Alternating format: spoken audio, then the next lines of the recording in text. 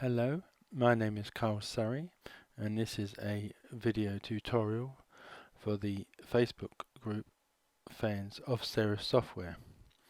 Now, Martin McKie wanted to know about doing a nighttime, how to process a nighttime image.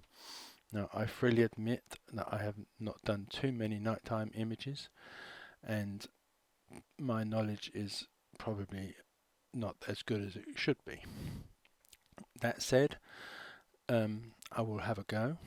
This was Martin's image, and first off, the most obvious problem here is the horizon, which is sloping downwards in this direction.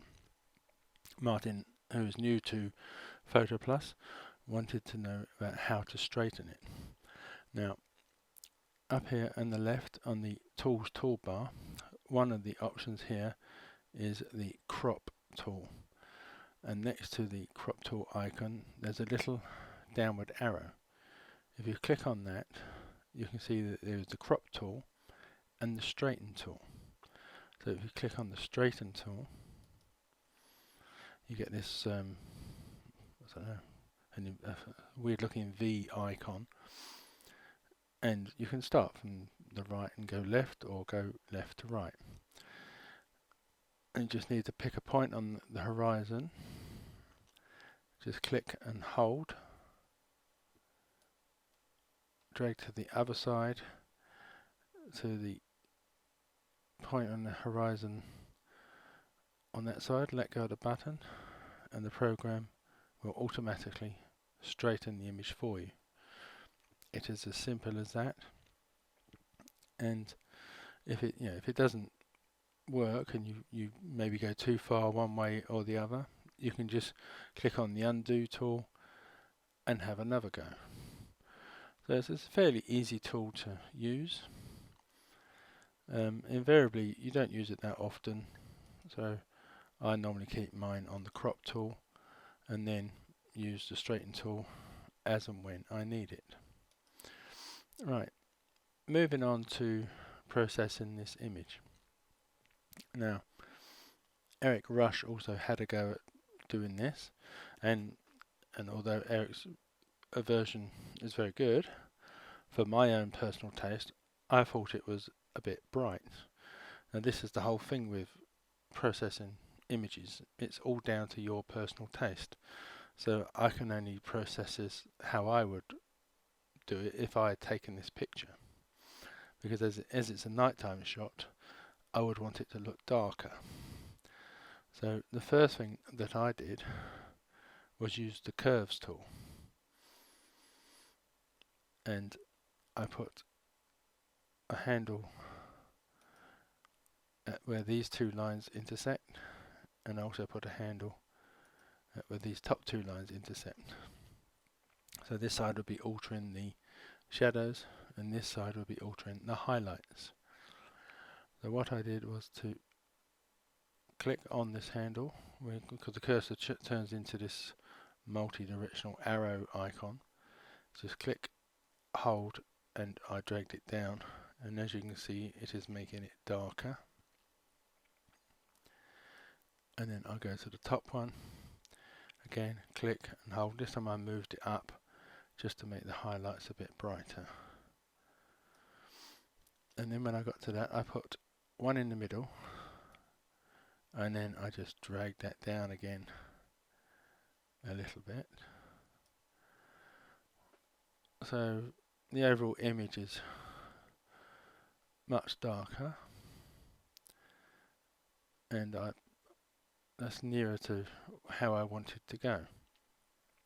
The next thing I did was come down to the bottom here to this half black half white icon, which is add a new adjustment layer, and this time I picked levels. And as you can see, the levels tool has a layer mask attached to it, as did the curves one. But what I'm going to do is I'm going to paint black on the layer mask on the bottom half of this picture, so that any alterations I make to the levels tool will not affect the bottom half. So first of all I need the brush tool, which can be selected from the toolbar over here, or you can just press B on the keyboard. Make sure that you have black as your foreground colour, and make sure that the layer mask is the highlighted part of this level. It will have the white line around the mask. And then just paint black. I mean, you won't see anything happening on the actual image. That's just because you are painting onto the mask. As you can see, this mask now has black along the bottom. So I'm just going to paint along this bottom edge, and not try not to creep too much into the lights of the horizon there. So now when I click on the actual tool on that level, so the white box now goes around the tool, when I make any adjustments it shouldn't affect the bottom half of the image because it has been painted on. So you could move the mid-tones slider left and right. You go left, you make it lighter, but I want to make the sky a bit darker as it is supposed to be a nighttime shot.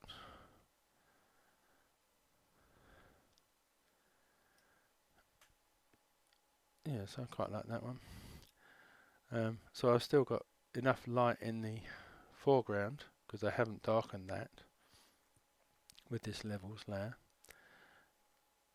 but I've darkened the sky enough to make it look more like a nighttime shot.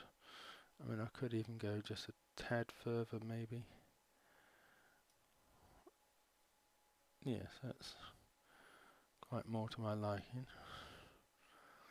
Now you could tinker more and more with these images. You could say, for example, add a brightness and contrast there.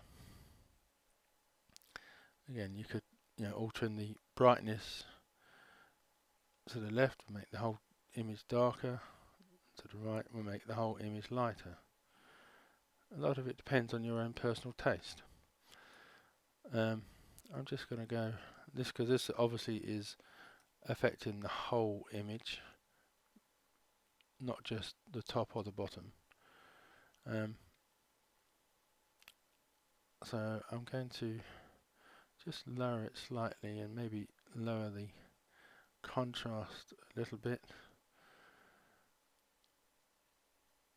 So yes, I think that's, for my personal taste, I think that looks better.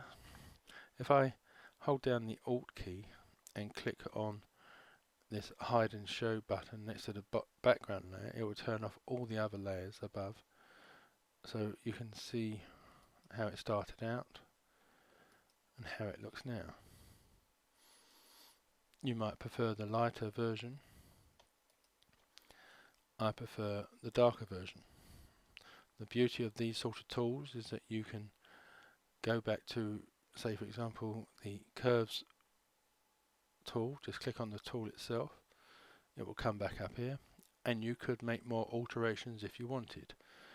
Say for example, I could click on that middle one and just alter it slightly to bring back some of the highlights in the clouds and the sky, while hopefully keeping a lot of the sky dark.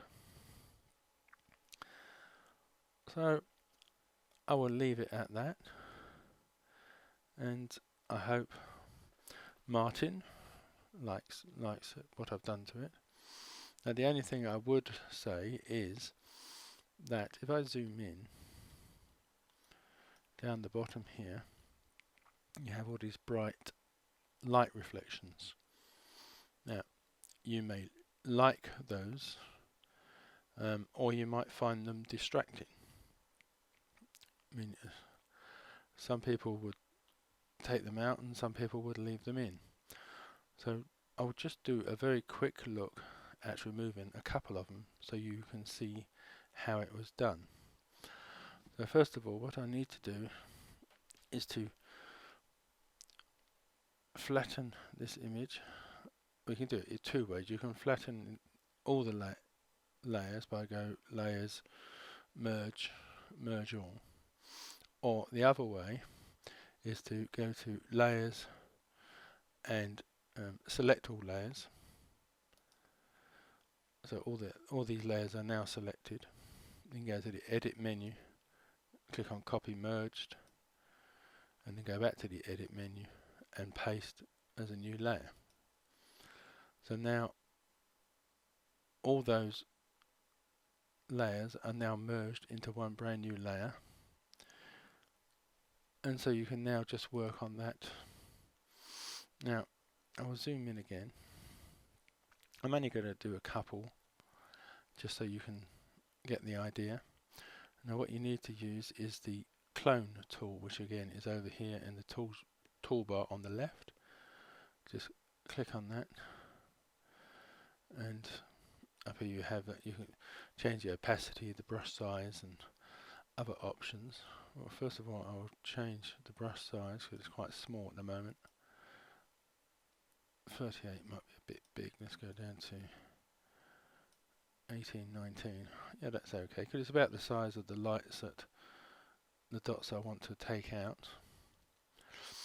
Now what you need to do with the clone tool is you hold down the Alt key and you click on an area where you want the color or pixels to come from, and then you can let go of the Alt key and then click on the area you want to remove, and it will replace those pixels from over here to over there. What I will do though is lower the opacity to about 50%, just so I can do it gradually. So I'm going to hold down the Alt key, click there, and then when I move this over the area, hopefully you can see that the pixels give you a rough idea of what is going to happen when you click. So I'll click once, twice, just to slowly remove that light reflection, and then pick a different area to sample from. So I'll hold down the Alt key, click, and then just slowly remove some of those light sources. So again, I could come down here, hold the Alt key, and then just slowly replace the pixels from one area to another to take out some of these light reflections. Obviously, if you were going to take out all of these light reflections, if you found them distracting, it could be quite a long process. But that's just a quick idea to show you that what you can do, or you can just leave the light reflections in and enjoy the picture. Well, that's my look at this picture for Martin. I hope everybody has liked it, especially Martin. And all you need to do now is layers, merge all. So now all on one layer, and then file, save as, and then save. Martin sent it to me as a PNG file, but I personally would have saved it as, it's not going to let me change it, which is why I prefer to use export. If you go to export, you can select the format better, in my opinion, because I want to save it as a JPG, and then click export, and then I can save it as a JPG file. Okay, that is the end of this tutorial, and thank you and goodbye.